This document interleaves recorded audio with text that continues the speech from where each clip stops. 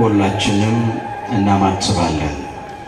በስመ አብ ወወልድ ወመንፈስ ቅዱስ አሃዱ አምላክ አሜን። ክቡር አባታችን መልአከ ገነት ቆሞስ አባ ናትናኤል የዚሁ ቤተክርስቲያን አስተዳዳሪ፣ የተከበራችሁ አባቶቼ ሊቃውንተ ቤተክርስቲያን በየማዕረጋችሁ፣ አባቶቼ ካህናት፣ በአገልግሎት የምትመስሉኝ ወንድሞቼ መምህራነ ወንጌል፣ ወንድሞቼ ዲያቆናት፣ የእግዚአብሔር ልጆች፣ የድንግል ማርያም ወዳጆች እንደምን አረፈዳችሁ። በቸርነቱ ሳይገባን የኃጢአታችንን ብዛትና የሰውነታችንን ክፋት ተመልክቶ ሳያጠፋን ዕድሜ ለንስሐ ሰጥቶ ዳግም በቅድስናው ስፍራ ሰብስቦ ስሙን እንድንጠራ ቃሉን እንድንሰማ የፈቀደልን የአባቶቻችን የቅዱሳን አምላክ የሰራዊት ጌታ እግዚአብሔር ስለማይነገረው ስጦታው ክብርና ምስጋና ይግባው። የእናታችን የእመቤታችን የቅድስተ ቅዱሳን የድንግል ማርያም የወላዲተ አምላክ ረድኤትና በረከት ለዘላለም በሁላችን ላይ አድሮ ይኖር። አምላካችን እግዚአብሔር ከሊቀ መላእክት ከመጋቤ ብሉይ ከአኀዜ መንጦላዕት መልአከ ምክሩ ለእግዚአብሔር ተብሎ ከሚጠራው ከመልአከ ምሕረት ከመልአከ ኃይል ከቅዱስ ሚካኤል ረድኤትና በረከት ሁላችንንም ያሳትፈን። የምስጢር ባለቤት አምላካችን እግዚአብሔር ለሁላችንም ምስጢሩን ገልጦ ያስተምረን። ወደ ዛሬው ዕለት ትምህርት ከመሄዳችን በፊት በቅድሚያ እግዚአብሔር አምላካችን ሁላችንን በቸርነቱ ጠብቆ እንኳን ሊቀ መላእክት ለቅዱስ ሚካኤል ዓመታዊ መታሰቢያ ክብረ በዓልና እንዲሁም ለካህኑና ለንጉሱ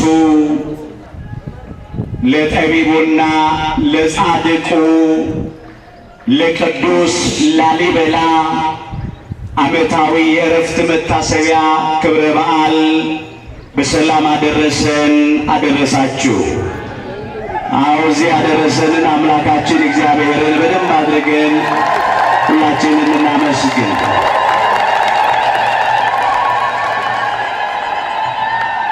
ቅዱስ ሚካኤል መጽሐፈ ሄኖክ ምዕራፍ 10 ቁጥር 12። በዛሬ አምላካችን እግዚአብሔር እንደረዳን መጠን በሚኖረን ጊዜ የምንማርበት የትምህርታችን ርዕስ ይሆናል። ቅዱስ ሚካኤል መጽሐፈ ሄኖክ ምዕራፍ 10 ቁጥር 12 ላይ የኃይለ ቃል ተመዝግቦ እናገኘዋለን። ዛሬ በዚህ ርዕስ ለመማር የመረጥንበት ምክንያታችን ሁላችን እንደምናውቀው በዚህ በሰኔ 12 ቀን ከምናከብራቸው ዓመታዊ መታሰቢያ ክብረ በዓላት መካከል አንዱ አሁን እያከበርን ያለነው የሊቀ መላእክት የቅዱስ ሚካኤል ክብረ በዓል ነው። ከዚህ የተነሳ በዚህ ርዕስ ለመማር መርጠናል። በዚህ ርዕስ ውስጥ በመጀመሪያ ቅዱስ ሚካኤል ማን እንደሆነ እንመለከታለን። ሁለተኛ የቅዱስ ሚካኤል የስሙ ትርጉም ምን እንደሆነ እንመለከታለን። ሶስተኛ ቅዱስ ሚካኤል በዛሬው ዕለት ያደረገውን ነገር አንስተን ዛሬኛ ከዚህ ምን ልንማር እንደሚገባን ተመልክተን እንጠቀልለዋለን። አምላካችን እግዚአብሔር በነገር ሁሉ ማስተዋልን ይስጠን። ቅዱስ ሚካኤል ማን ነው ስንል ከሰባቱ ሊቃነ መላእክት መካከል አንዱ ነው። ቅዱስ ዮሐንስ በራእዩ እንዲህ አድርጎ መዝግቧል። ራእየ ዮሐንስ ምዕራፍ 8 ከቁጥር 2 ጀምሮ የተመዘገበውን መመልከት ይቻላል። በእግዚአብሔር ፊት የሚቆሙትን ሰባቱን መላእክት አየሁ ይላል። ከነኚህ በእግዚአብሔር ፊት ከሚቆሙት ለአገልግሎት፣ ለጸሎት፣ ለምስጋና ከሚቆሙት ከሰባቱ ሊቃነ መላእክት መካከል አንዱ ሊቀ መላእክት ቅዱስ ሚካኤል ነው። ከእሳታውያኑ፣ ከብርሃናውያኑ፣ ከሰማያውያኑ ቅዱሳን መላእክት መካከል አንዱ ቅዱስ ሚካኤል ነው። ሚካኤል ማን ነው ስንል ከቅዱሳን መላእክት መካከል አንዱ ነው። በተለይም ከሰባቱ ሊቃነ መላእክት መካከል አንዱ ነው። ከዚህ ሁሉ ጋራ የእልፍ አእላፋት ወትእልፊት አእላፋት ቅዱሳን መላእክት አለቃቸው ቅዱስ ሚካኤል ነው። በቅዱሳት መጻሕፍት ውስጥ በብዙ ስፍራ ተመዝግቧል፣ መመልከት ይቻላል። ቅዱስ ሚካኤልን የመላእክት አለቃ እያለ ይጠራዋል። በዛሬው ዕለት እንዲነበብ በግጻዌው ከታዘዘው የመጽሐፍ ቅዱስ ክፍል የያዕቆብ ወንድም የይሁዳ መልእክት አንድ ምዕራፍ ብቻ ያለው ቁጥር 9 ላይ የመላእክት አለቃ ሚካኤል ብሎ አምጥቶታል። ቅዱስ ሚካኤል ማን ነው ስንል የመላእክት አለቃቸው ነው። ለዚህ ነው ቅዱስ ሚካኤል ማን ነው የሚለውን ያነሳ ነው። የቅዱስ ሚካኤል የስሙ ትርጉም ምንድነው? ይህንን እንመለከታለን። ሚካኤል ቃሉ የዕብራይስጥ ወይም የጥንት አረማይክ ነው። ሚ የሚለውን መኑ ይለዋል። ካ የሚለውን ከመ ይለዋል። ኤል የሚለው የእግዚአብሔር ስም ነው፣ ጌታ አምላክ ማለት ነው። ሚካኤል ማለት መኑ ከመ ኤል፣ እንደ እግዚአብሔር ያለ ማን ነው? መኑ ከመ አምላክነ፣ እንደ አምላካችን ያለ ማን ነው? መኑ ከመ እግዚአብሔር፣ እንደ እግዚአብሔር ማን ነው? የስሙ ትርጉም በኦሪት ዘዳግም ምዕራፍ 33 ቁጥር 26 ላይ በግልጽ ተመዝግቧል። እንደ እግዚአብሔር ያለ ማንም የለም ማለት ነው። ክብር ምስጋና ይግባው አምላካችን እግዚአብሔር። ቅዱስ ሚካኤል የስሙ ትርጉም ነው። በቅዱሳን መላእክት ስም ላይ ያለው ኤል ኤል ኤል የሚለው ስም የእግዚአብሔር ስም ነው። ጌታ አምላክ ማለት ነው። ፈጣሪ አምላክ ማለት ነው። እግዚአብሔር ማለት ነው። ሚካኤል ስንል እንደ እግዚአብሔር ማን ነው? እንደ እግዚአብሔር ያለ ማንም የለም ማለት ነው። እውነት ነው። እንደ እግዚአብሔር ያለ ማንም የለም፣ ማንም የለም ወገኖቼ። በባህሪው ሞት የሌለበት፣ በመንግስቱ ሽረትና እልፈት ለውጥ የሌለበት የዘላለም ንጉሥ እንደ እግዚአብሔር ያለ ማንም የለም። የኃያላን ኃያል፣ የአማልክት አምላክ፣ የነገሥታት ንጉሥ እንደ እግዚአብሔር ያለ ማንም የለም። ፍጥረቱን የሚታገስ ብዙ ዘመን የሚሸከም አይቶ እንዳላየ ሰምቶ እንዳልሰማ የሚያልፍ እንደ እግዚአብሔር ያለ ማንም የለም። ይቅር ባይ መሐሪ ሩሩ የሆነ አምላክ እንደ እግዚአብሔር ያለ ማንም የለም። ለጋስ ቢሰጥ የማያልቅበት ሰጥቶ የማይጸጸት ሲሰጥ በልግስና በነፃ ያለ ዋጋ የሚሰጥ ሲሰጥ ለፍጥረቱ መልካም ስጦታ የሚሰጥ ከምንለምነው ሁሉ በላይ የሰጠን የሚሰጠን ከምናስበው ሁሉ ይልቅ እጅግ አብልጦ የሚያደርግልን እንደ እግዚአብሔር ያለ ማንም የለም። እጸድቅ አይል ጻድቅ፣ እቀደስ አይል ቅዱስ፣ እነጻ አይል ንጹሕ፣ እከብር አይል ክቡር፣ በባህሪው እንደ እግዚአብሔር ያለ ማንም የለም። ለጥበቡ ወሰን መጠን ልክና ድንበር የሌለው የጠቢባን ጠቢብ እንደ እግዚአብሔር ያለ ማንም የለም።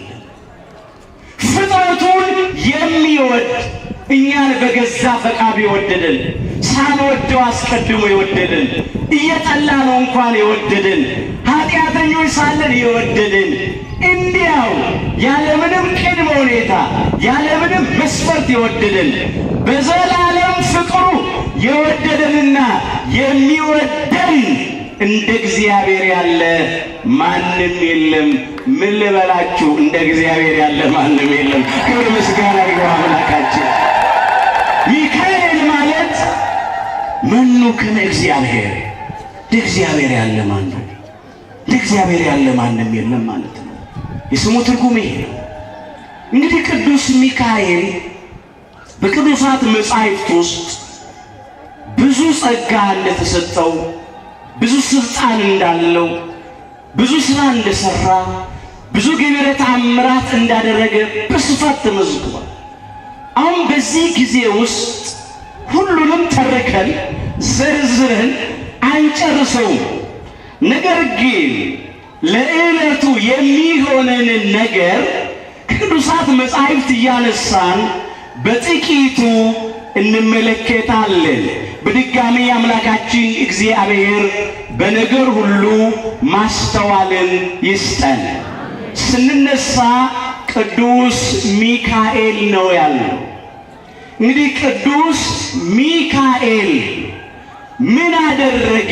ወደ ዛሬው ታሪክ ለመምጣት ወደ ኋላ መለስ ብለን ጥቂት ነገር ማንሳት አለብን። ቅዱስ ሚካኤል ስለ እግዚአብሔር ሕዝብ እንዲቆም ከእግዚአብሔር ለኛ የተሰጠ ነው። ነቢየ እግዚአብሔር ቅዱስ ዳንኤል ትንቢት በሚናገርበት ዘመን እንዲህ አድርጎ ይህንን አምጥቶታል። ትንቢተ ዳንኤል ምዕራፍ 12 ከቁጥር 1 ጀምሮ የተመዘገበውን እንመልከት። በዚያ ዘመን ይላል። በተለይ ይሄ ቃል የተነገረው ስለ መጨረሻው ዘመን ነው። በዚያ ዘመን ስለ ሕዝብ ልጆች የሚቆመው ታላቁ አለቃ ሚካኤል ይነሳል ብሎ አምጥቶታል። አዎ ሊቀ መላእክት ቅዱስ ሚካኤል ለእግዚአብሔር ሕዝብ ቆሟል፣ ይቆማል። ለጊዜው በብሉይ ኪዳን ለሕዝበ እግዚአብሔር ለእስራኤል ዘሥጋ ቅዱስ ሚካኤል ቆሞላቸው ነበር። እንዴት ነው ቅዱስ ሚካኤል ለሕዝበ እግዚአብሔር ለእስራኤል ዘሥጋ ቆሞላቸው የነበረው? መቆም ማለትስ ምን ማለት ነው? ይቆምላቸዋል ሲል ምን ማለት ነው? እንደዚህ ነው። ለጊዜው ለእስራኤል ዘሥጋ ቆሞላቸዋል። ብዙ ጊዜ ሁላችን የምናውቀው ታሪክ ነው። ለ430 ዘመን በግብፅ ከኖሩ በኋላ አምላካችን እግዚአብሔር የሕዝቡን ጩኸት አድምጦ እንባቸውንም ተመልክቶ ያድናቸው ዘንድ ወደደ፣ በረድኤትም ወረደ። ያን ጊዜ እንዲህ ሆነ፣ እግዚአብሔር እንደተናገረ የሕዝቤን መከራ ፈጽሜ አይቼ መቃተታቸውንም ሰምቼ ላድናቸው ወረድኩ ነው ያለው። በሐዋርያት ሥራ ምዕራፍ 7 ቁጥር 34 ላይ የተመዘገበ ኃይለ ቃል ነው። አምላካችን እግዚአብሔር በ9 ታላላቅ ተአምራት በ10ኛ ሞተ በኩር በ11ኛ ስጥመተ ኤርትራ ባሕር ሕዝቡን ከግብፅ ከባርነት ቤት ነፃ ባወጣቸው ጊዜ እስራኤላውያንን ይጠብቅ፣ ይረዳ፣ ይመራ ይንከባከብ ይታደግ የነበረ ለእግዚአብሔር ሕዝብ ለእስራኤል ዘሥጋ የቆመላቸው ቅዱስ ሚካኤል ነው። የኤርትራን ባህር ለሁለት ከፈለው፣ እንደ ግድግዳ አቆመው፣ እንደ ሳር ክምር አደረገው። ሕዝቡን ቅዱስ ሚካኤል ከእግዚአብሔር ተልኮ በደረቅ አሻገራቸው። ክብር ይግባው ሊቀ መላእክት ቅዱስ ሚካኤል። በኦሪት ዘጸአት ምዕራፍ 14 ቁጥር 19 ጀምሮ ይሄ ተመዝግቧል። መጋቤ ብሉይ ያሰኘው ይሄ ነው። ለእስራኤላውያን ቆመላቸው።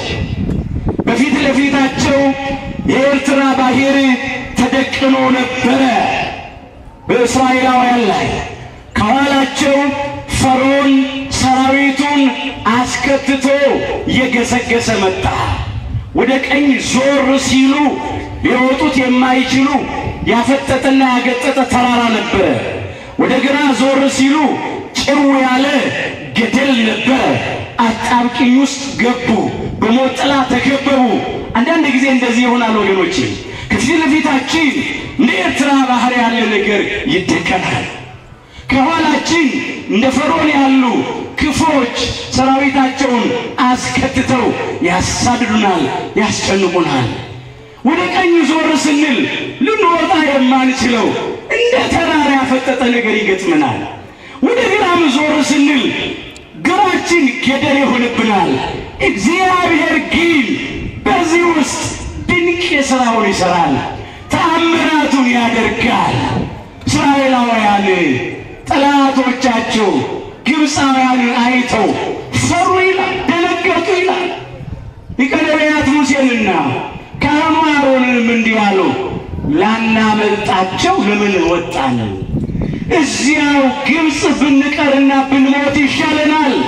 ይኸው እየገሰገሱ እየመጡ ነው። ባህሩን መሻገር አንችልም። በዚህም ተራራ ነው፣ በዚህም ገደል ነው፣ አልቆልናል አሉ። ወገኖቼ ሰው ሲጨርስ እግዚአብሔር መስራት ይጀምራል። የኛ አምላክ ዘግይቶ ቢነሳም ሲደርስ የሚቀድመው የለም። ለእርሱ በወጀብም በአውሎ ነፋስም ውስጥ መንገድ አለው። ተራራውን ደልዳላ ሜዳ ያደርገዋል፣ ባህሩን ይከፍለዋል፣ እንደ ግድግዳ ያቆመዋል፣ እንደ ሳር ክምር ያደርገዋል። እንዲህ ያላቸው እግዚአብሔር ዛሬ የምታያቸውን ግብፃውያንን ለዘላለም አታያቸውምና ቁሙ አለ እግዚአብሔር። በሃይማኖት ጽኑ አለ። የእግዚአብሔርንም ማዳን እዩ። እግዚአብሔር ስለ እናንተ ይዋጋል፣ እናንተም ዝም ትላላችሁ ተብሎ ነው የተጻፈው። እንግዲህ እግዚአብሔር ውጊያውን ጀመረ። ማንን ልኮ? መልአከ ምሕረት፣ ሩሩን መልአክ፣ የይቅርታውን መልአክ ቅዱስ ሚካኤልን ልኮ ለእስራኤላውያን መዋጋት ጀመረ። እግዚአብሔር በእስራኤላውያንና በግብፃውያን መካከል ገባ ይላል ቃሉ ነው የሚለው። እዚያ ዘጸአት 14 ቁጥር 19 ጀምሮ ከዚያም እንደዚህ ሆነ፣ በግብፃውያን ላይ ጨለማ አደረገባቸው ይላል። ለእስራኤላውያን ግን ሌሊቱን ሁሉ አበራላቸው ይላል። ስለምን ቢሉ ምክንያቱ እንዲህ ነው። ግብፃውያን ከዛች ስፍራ እንዳይንቀሳቀሱ በጨለማ ዘጋቸው፣ አቆማቸው። እስራኤላውያን ደግሞ ያለምንም ችግር እንዲጓዙ ሌሊቱን አበራላቸው። ክብር ይግባው ሊቀ መላእክት ቅዱስ ሚካኤል ቆመላቸው። ይህም ብቻ አይደለም፣ መቆም እንደዚህ ነው ወገኖቼ። በግብፃውያን ላይ ያጨለመ ለእስራኤላውያን አበራ።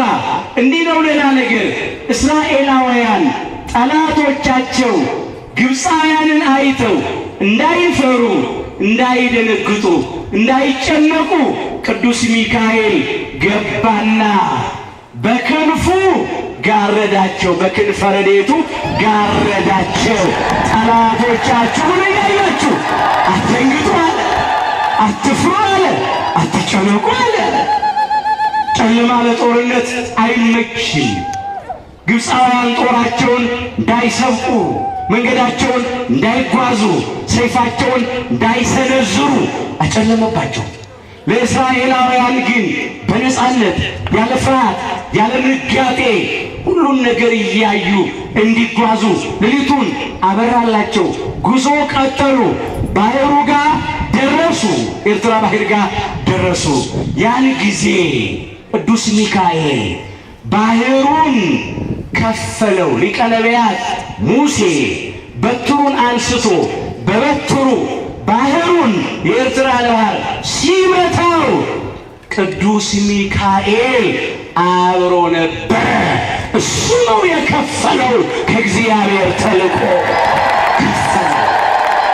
እስራኤል በደረቅ ተሻገሩ ይላል። በደረቅ ተሻገሩ። እስራኤላውያን በሙሉ ተሻግረው ካበቃ በኋላ ግብፃውያን ደግሞ ሞከሩ ይላል። እስራኤል የተሻገሩት በእምነት ነው። ግብፃውያን ግን እምነት አልነበራቸውም። ጣዖት አምላኪዎች ናቸው፣ ግፈኞች ናቸው።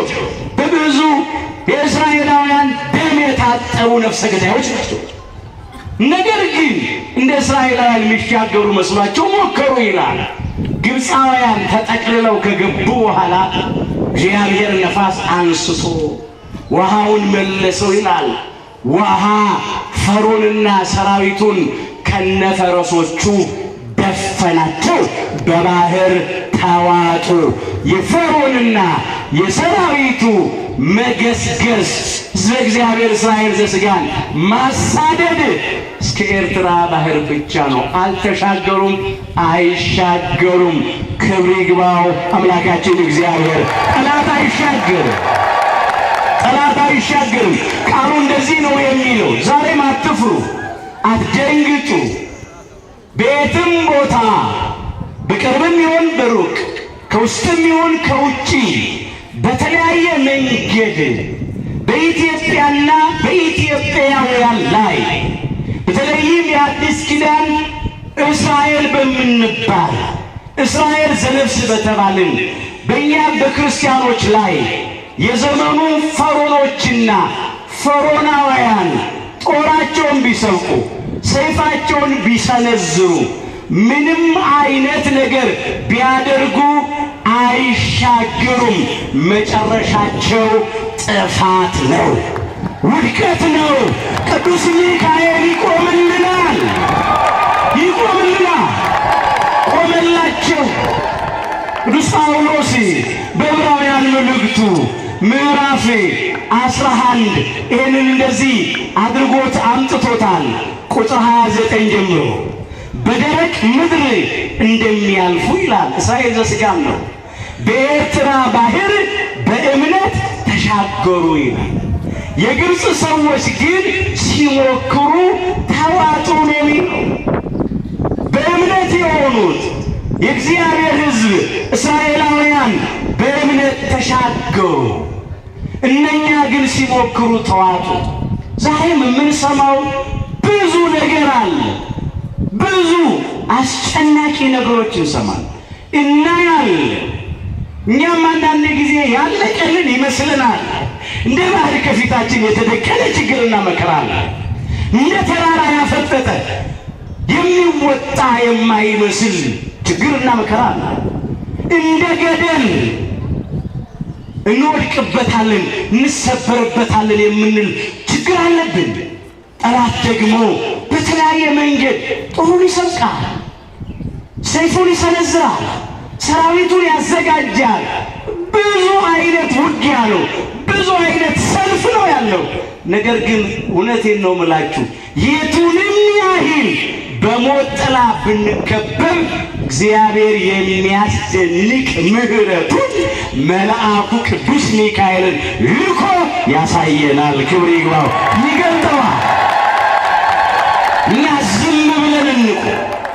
ዝም ብሎ መቆም በእምነት መቆም ነው። ሳንጠራጠር፣ ልባችን ሳይከፈል፣ በሁለት ልብ ሳናነክስ፣ እንደ ገበቴ ላይ ውሃ ሳንወላውል በፍጹም ልብ አምነን እንቁም። በተስፋ እንጽና፣ እንቁም። ተስፋ አንቁረጥ። ጠላት ዓላማው ተስፋ ማስቆረጥ ነው። እስራኤላውያን ተስፋ ሊቆርጡ ደርሰው ነበር። ነገር ግን እግዚአብሔር እንዲህ አለ፣ ዛሬ የምታያቸውን ግብፃውያንን ለዘላለም አታያቸውምና ቁሙ። እግዚአብሔር ስለ እናንተ ይዋጋል፣ እናንተም ዝም ትላላችሁ ነው ያለው። እውነት ነው። ብዙ ተስፋ የሚያስቆርጡ ነገሮች እናያለን፣ እንሰማለን። ግን ተስፋ አንቁረጥ፣ በተስፋ ጸንተን እንቁም፣ እንታገስ። ሌላው ዝም ብሎ መቆም በትዕግስት ነው። የእግዚአብሔርን ጊዜ እንጠብቅ። ችግር፣ መከራ፣ ስቃይ፣ ፈተና ለጥቂት ጊዜ ነው፣ ያልፋል። እግዚአብሔር ያሳልፈዋል። ዛሬም የከበበንን የሚያስጨንቀንን ነገር ሁሉ አምላካችን እግዚአብሔር መልአኩ ቅዱስ ሚካኤልን ልኮ ያሳልፍልን። ከዚያ እንዲህ ማለት እንችላለን እንደ እስራኤል እግዚአብሔር ተዋጊ ነው፣ ስሙ እግዚአብሔር ነው እያልን እንዘምራለን። በዘጸአት 15 ቁጥር 3 ላይ ይህንን ያሉት ማዳኑን አዩ፣ ታምራቱን አዩ፣ ድንቅ ሥራውን አዩ። የግብፃውያንን በድን በኤርትራ ባህር አሳያቸው እግዚአብሔር። ያን ጊዜ እንዲህ አሉ፣ እግዚአብሔር ተዋጊ ነው፣ ስሙም እግዚአብሔር ነው አለ። አዎ እግዚአብሔር ሲዋጋ አይታይም። ከጣለ በኋላ ነው፣ ከሰበረ በኋላ ነው፣ ካደቀቀ ካዋረደ በኋላ ነው። አሁንም እግዚአብሔር መልአኩን ልኮ ከሁሉ ያድነናል፣ ከሁሉም ያድነን አምላካችን እግዚአብሔር። ቆመላቸው፣ እየመራቸው እንዲህ አድርጎ ወሰዳቸው። እንዳይርባቸው ቅዱስ ሚካኤል ከሰማይ መና አውርዶ መገባቸው። እንዳይጠማቸው ከአለት ከጭንጫ ከድንጋይ ውሃ አፍልቆ አጠጣቸው።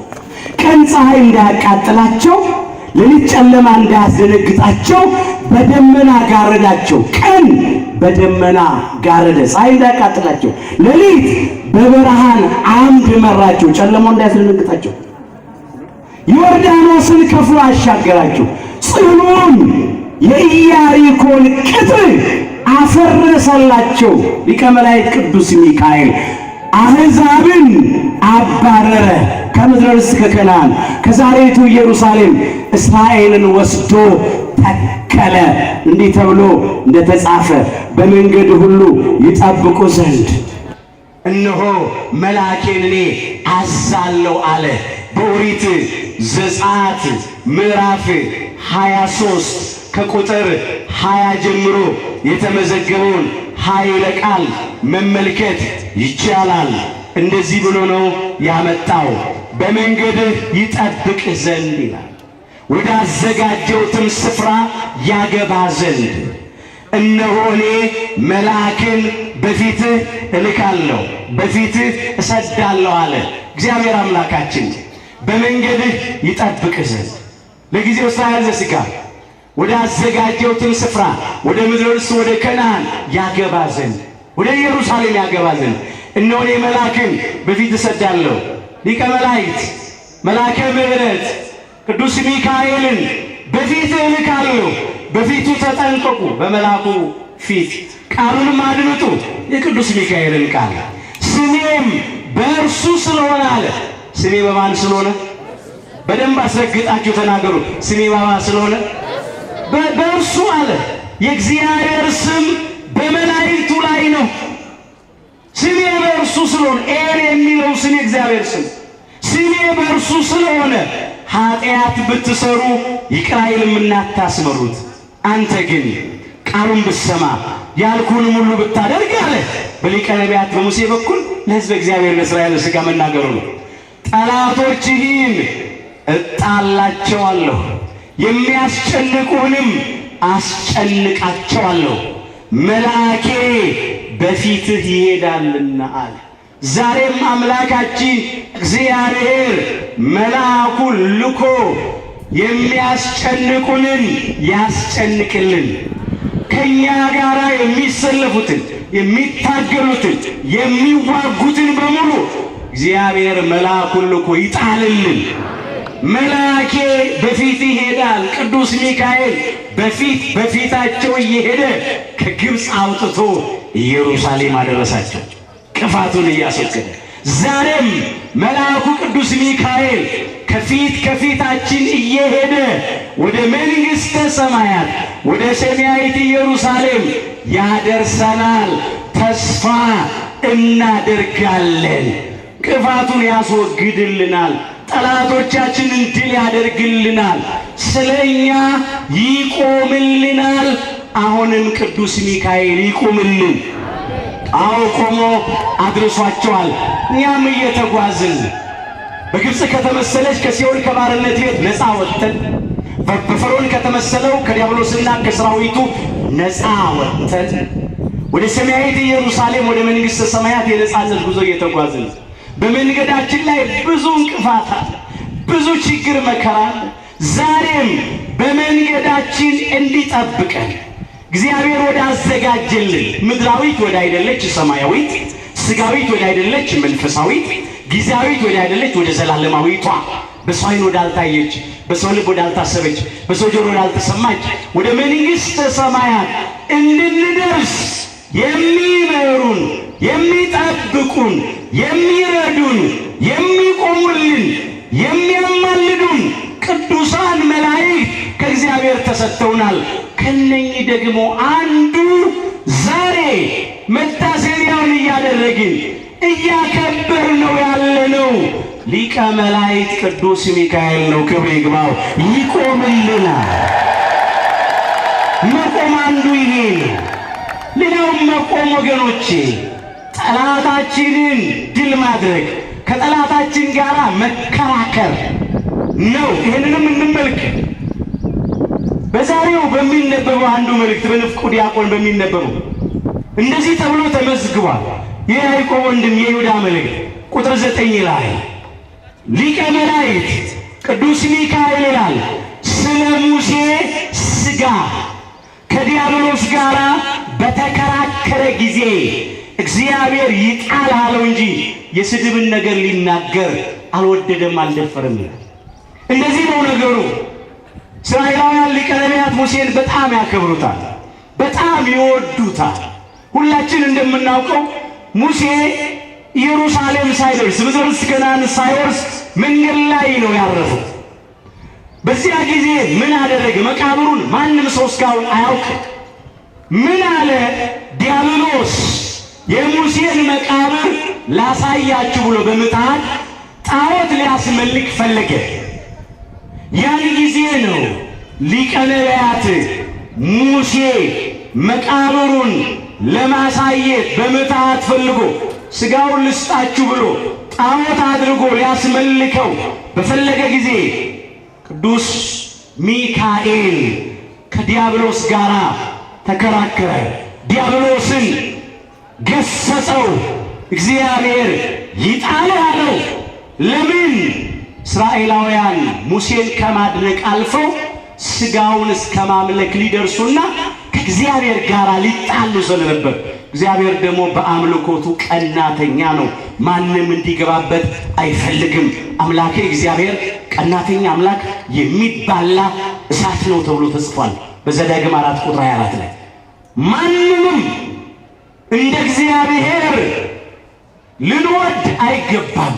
ማንንም ምንንም ከእግዚአብሔር ጋር ልናስተካክል አይገባም። እንኳን ከእግዚአብሔር ልናስበልጥ ቀርቶ እስራኤል ግን ባለማወቅ እዚያ ውስጥ ሊገቡ ነበር፣ ሊሸነፉ ነበር። ለዚህ ነው ያንን ረቂቅ አሳች የስህተት የኃጢአት አባት ዲያብሎስን ድል አደረገላቸው፣ ቆመላቸው። ሰልፉን ያውቀዋል፣ ጦርነቱን ያውቀዋል፣ ትግሉን ያውቀዋል። ቀድሞም ቢሆን በሰማይ በተደረገው ሰልፍ ጦርነት በሊቀ መላእክት በቅዱስ ሚካኤል ፊት አውራሪነት ነው ዲያብሎስ የተሸነፈው። ክብር ይግባው ቅዱስ ሚካኤል የተሸነፈው። ሲያለ ነገር እናንሳ። እንደዚህ ተብሎ ተጽፏል ራዕየ ዮሐንስ ምዕራፍ 12 ቁጥር 7 ጀምሮ በሰማይ ሰልፍ ሆነ ይላል። ሰልፍ ያለው ጦርነት ነው። የመጀመሪያው ጦርነት የተደረገው በሰማይ ነው። ጦርነቱም እንዲህ ነበረ። ሚካኤልና መላእክቱ ዘንዶውን ተዋጉ።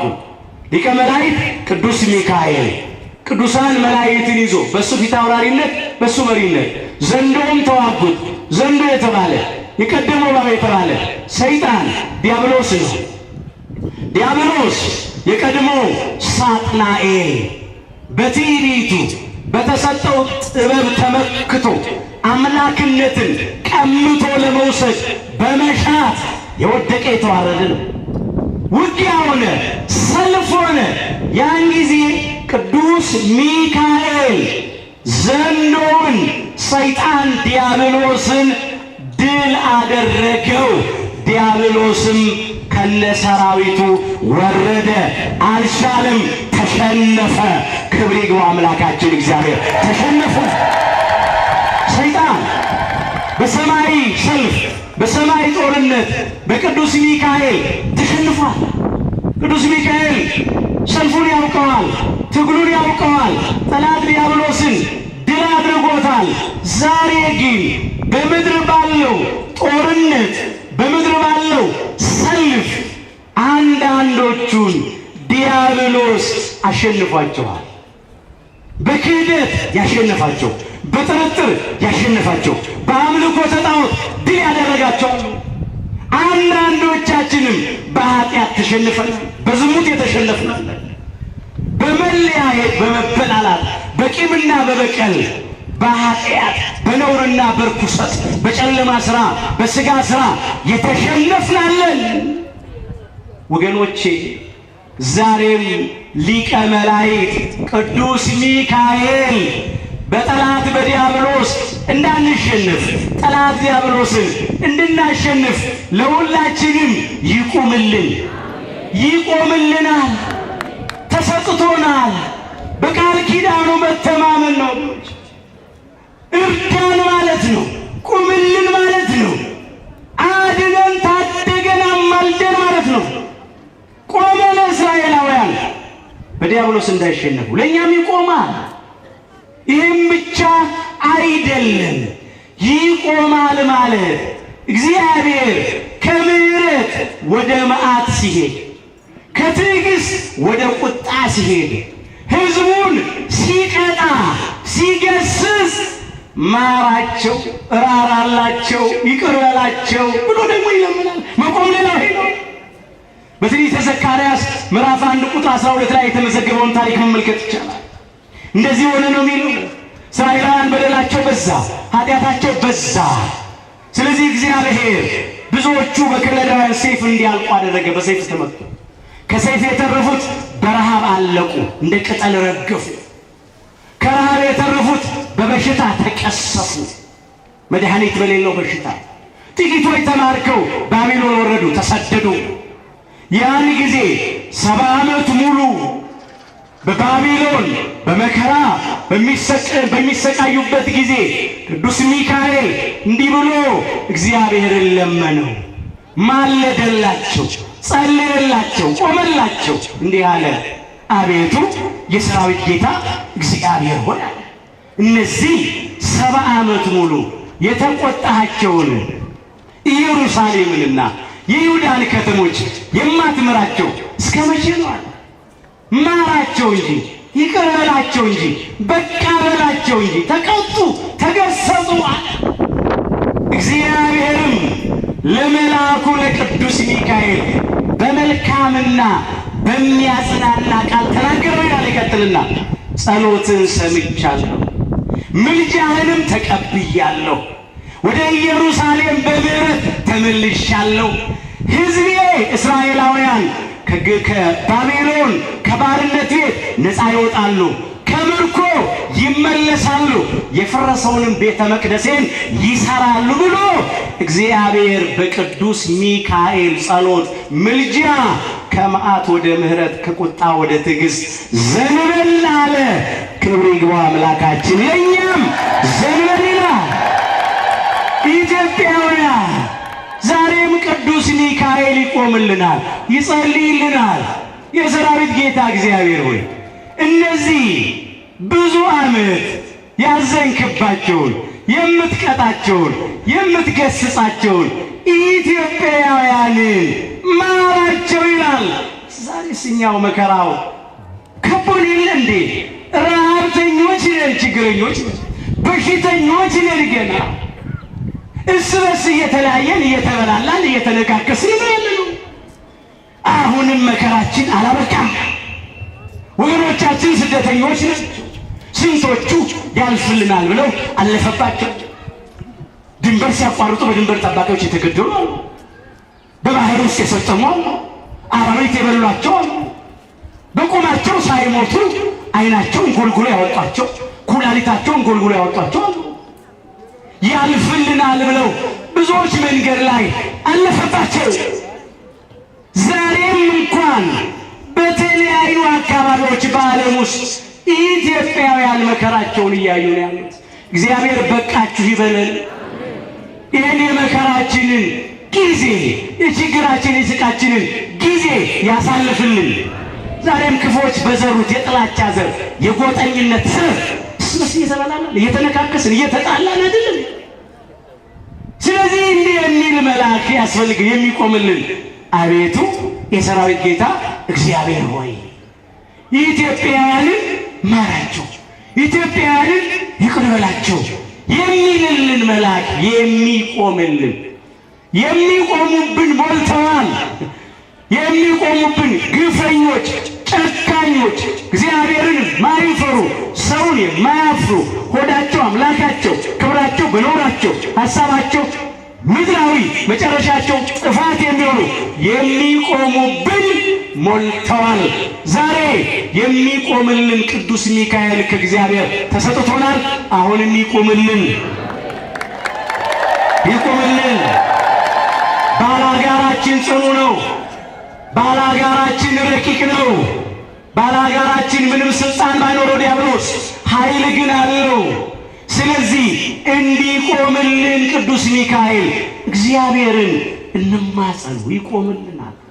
አቅም የሌለው ሰው፣ ጽኑ ብርቱ ባላጋራ ያለው ሰው የሚከራከርለት፣ የሚሟገትለት፣ የሚቆምለት ጠበቃ ይቀጥራል። ጠበቃው እሱን ወክሎ ስለ እሱ በፍርድ አደባባይ ይሟገታል፣ ይረታለታል። እኛ ደግሞ በነፃ ያለ ዋጋ የሚቆምልን ብርቱ አሸናፊ ማንም የማያሸንፈው መልአክ ቅዱስ ሚካኤል ከእግዚአብሔር ተሰጥቶናል። አሁንም ይቆምልንና ጠላታችን ይርታል። በዚያ ዘመን ስለ ሕዝብ ልጆች የሚቆመው ታላቁ አለቃ ሚካኤል ይነሳል። ለጊዜው ለእስራኤል ዘሥጋ ቆመ፣ ፍጻሜው ለእስራኤል ዘነፍስ ይቆማል። ለእኛ ለክርስቲያኖች ይቆማል። የዛሬውን ነገር ላንሳውና ልጠቅልለው። ዛሬ ቅዱስ ሚካኤል በሰኔ 12 ቀን ምን አደረገ? ብዙ አልተረክም፣ ሁላችሁ ታውቁታላችሁ። በድርሳነ ሚካኤል ተመዝግቧል፣ በየጊዜው የሚነገር ስንክሳሩም ይሰራለታል። ዛሬ ይህንን ስናነሳ በዛሬው ዕለት ቅዱስ ሚካኤል ካደረጋቸው ነገሮች መካከል አንዱ ቅድስት አፎምያን ከጠላት ከዲያብሎስ እጅ አድኗታል። የቅድስት አፎምያን ታሪክ ሁላችን እናውቃለን። ሃይማኖቷን አጥንታ ምግባሯን አቅንታ ትኖር ነበር ከባለቤቷ ከአስራኒቆስ ጋር። ሁለቱም የእግዚአብሔር ወዳጆች ነበሩ። በተለይም የአምላካችን የጌታችን የመድኃኒታችን የኢየሱስ ክርስቶስንና እንዲሁም ደግሞ የቅድስተ ቅዱሳን የድንግል ማርያምን በዓል ያከብሩ ነበር፣ ዝክር ይዘክሩ ነበር። የቅዱስ ሚካኤልንም መታሰቢያ ያደርጉ ነበረ። በቅዱስ ሚካኤል ዕለት ለተራበ ያጎርሳሉ፣ ለተጠማ ያጠጣሉ፣ ለታረዘ ያለብሳሉ። እንዲህ ያደረጉ ሲኖሩ አስራኒቆስን አረፍተ ዘመን ገታው። አስቀድሞ ግን እንዲህ አለ፣ እኔ ቀድሜሽ ባልፍ የምትማጸኝበት ስዕል ብሎ የሊቀ መላእክት የቅዱስ ሚካኤልን ስዕል አዘጋጅቶ አሰርቶ ሰጣት። በዚያ ቅዱስ ስዕል ፊት ቅድስት አፎምያ ትጸልያለች። ሃይማኖትን አጥንታ ምግባሯን አቅንታ ትኖራለች። ያን ጊዜ ጠላት ዲያብሎስ ቀና። ስለዚህ ከዚህ በጎ ምግባር እና ሃይማኖት ሊያወጣት ፈለገ። መጀመሪያ በባልቴት ተመስሎ መጣ ሊያታልላት። ጾም ምን ያደርግልሻል፣ ጸሎት ምን ያደርግልሻል፣ ስግደት ምን ያደርግልሻል እያለ ከዚያ በኋላ እንደገና በመነኩሴ ተመስሎ ደግሞ መጣ። በብታት ሊያስታት ማለት ነው። ይሄንን ሁሉ አልቀበልም አለች እሷ። ሃይማኖቴን አጸናለሁ፣ ምግባሬን አቀናለሁ፣ ለተራበ አጎርሳለሁ፣ ለታረሰ አለብሳለሁ፣ ምጽዋት እመጸውታለሁ። እግዚአብሔር ቃል ይሄንን የሚለው መሰረት ስላላት በልማድ ብቻ አይደለም የምትኖረው። ከዚህ አሁን ደግሞ እንደገና ሰይጣን የብርሃን መልአክ መስሎ ደግሞ መጣ። ቅዱስ ሚካኤል ላይ ብሎ መጣ። መጽሐፍ እንደዚህ ይላል፣ ሰይጣን የብርሃን መልአክ እስኪመስል ራሱን ይለውጣል ተብሎ ተጽፏል። ሁለተኛ ቆሮንቶስ ምዕራፍ 11 ከቁጥር 14 ጀምሮ እስቲ እንመልከት። ይህም ድንቅ አይደለም? ሰይጣን ራሱ ያ የጨለማው መልአክ የኃጢአት ያሰጣባት የብርሃን መልአክ እንዲመስል ራሱን ይለውጣልና ይላል። እስከዚህ ድረስ በመታየት ይለውጣል። እንግዲህ አገልጋዮቹ ደግሞ አለ የሰይጣን አገልጋዮች የዲያብሎስ ተከታዮች የጽድቅን አገልጋዮች እንዲመስሉ ራሳቸውን ቢለውጡ ታላቅ ነገር አይደለም፣ ፍጻሜያቸው እንደ ስራቸው ይሆናል ተብሎ ተስፋ። ሰይጣን የብርሃን መልአክ መስሎ መጣ። ሚካኤል ነኝ። ከዚያ ምን አለ? እነሆ የብርሃን መልአክ ነኝ ብሎ ሰይጣን ሲመጣ አፎሚያ እንዲህ አለች፣ አንተማ ሚካኤል አይደለም፣ ሚካኤልን አትመስልን። ለምን? ቅዱስ ሚካኤል መስቀል ይዞ ነው፣ ስዕሉ እሱ ነው። አንተ መስቀል የለም። መስቀል ለኛ ምንም እኮ ያደርግልን። መስቀል እኮ ለአዳምና ለልጆቹ ነው እንጂ እኛ መላእክት መስቀል ምን ያደርግልናል? ለማታለል። ከዚያ ምን አለች እሷ? እንግዲህ እውነት አንተ ሚካኤል ከሆንክ ስዕሉን ይዤ እመጣለሁ፣ ከዚያ በኋላ ብታደርገው ነው ያለች። ስዕሉን ይዛበት ስትወጣ ታገላት ይላል፣ ተናነቃት ይላል፣ ሊገድላት። ያን ጊዜ ሊቀ መላእክት ቅዱስ ሚካኤል ከሰማይ ወረደ፣ ዲያብሎስንም ድል አደረገላት፣ አፎሚያን ከሰይጣን መንጋጋ አዳናት። ዛሬም ያድነናል። ዲያብሎስ እንዲህ ተመስሎ መጣ። ዛሬ የእኛን ቆብ አጥልቀው፣ የእኛን ጥምጥም ጠምጥመው፣ የእኛን መስቀል አንጠልጥለው፣ የእኛን ካባ ደርበው፣ በእኛ ቋንቋ እየተናገሩ እኛ ወደ ምድር ላይ እየቆሙ እስኪታወቅባቸው እኛ መቅደስ ውስጥ እየገቡ የጭቃ ውስጥ እሾሆች ቢሳሳውናል። ቤተ መቅደስ ምን ያደርጋል? መስቀል ምን ያደርጋል? መላእክት ምን ያደርጋሉ? እመቤታችን ምን ታደርጋለች? እያሉ የማይገባ ነገር የሚናገሩ አሉ። ጾም ምን ያደርጋል? ቅዳሴው ረዥም ነው፣ ጾሙ በዝቷል እያሉ ከሃይማኖት እንድንወጣ፣ ከምግባር እንድንለይ፣ ከትሩፋት እንድንርቅ የሚፈልጉ አሉ። እኛ ግን እንደ ቅድስት አፎሚያ ስር ሰደን አድገን ዲያብሎስንና ሰራዊቱን እምቢ ማለት አለብን። እስቲ ከኔ ጋር በሉ፣ እንግዲህ ለእግዚአብሔር ተገዙ በሉ፣ ዲያብሎስን ግን ተቃወሙት፣ ከእናንተ ይሸሻል። ወደ እግዚአብሔር ቅረቡ፣ ወደ እናንተ ይቀርባል። እንዲህ ተብሎ ነው የተጻፈው በያዕቆብ መልእክት ምዕራፍ 4 ቁጥር 7።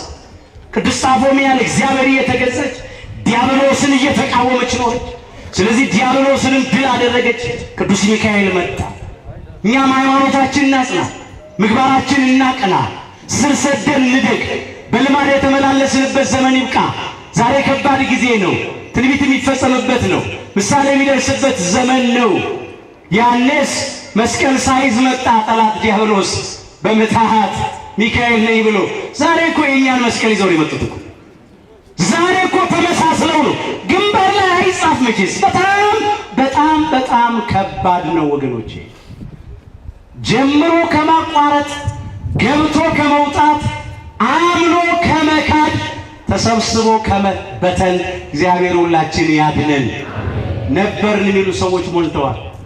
ሱማ የዛሬ ላይ ያርገውና ሰይጣንም ሳጥናኤል ተብሎ የመላእክት አለቃ ነበር። በትዕቢቱ ነው ላይነሳ የወደቀው፣ ላይከብር የተዋረደው። ዛሬም ነበርኩ የሚሉ ሞልተዋል። መነኩሴ ነበርኩ፣ ባይታዊ ነበርኩ፣ መናይ ነበርኩ፣ ቆራቢ ነበርኩ፣ ዲያቆን ነበርኩ፣ ካህን ነበርኩ፣ ሰባኪ ነበርኩ፣ ዘማሪ ነበርኩ ሞልተዋል።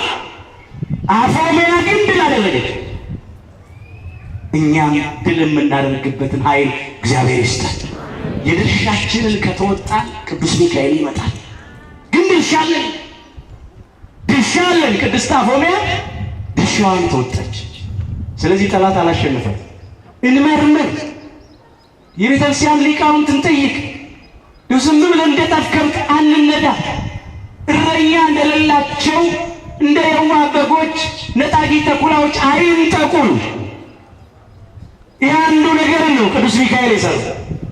ሁለተኛው እና የመጨረሻው ሁላችንም የምናውቀው ነው። የባህራንን የሞት ደብዳቤ ለሰርግ ቀይሮታል።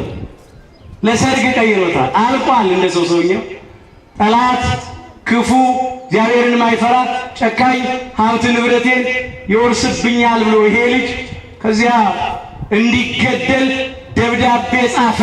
ቅዱስ ሚካኤል በዚያ በባህራን የሞት ደብዳቤ ያባለ ሀብት በጻፈው የሞት ደብዳቤ እፍ አለበት። እፍ ሲልበት ያ ሞት ለሰርግ ተቀየረ። ለሰርግ ተቀየረ። ዛሬ ጠላቶቻችን ያዘጋጁት የሞት ደብዳቤ ይኖራል። የጻፉት የሞት ደብዳቤ ይኖራል።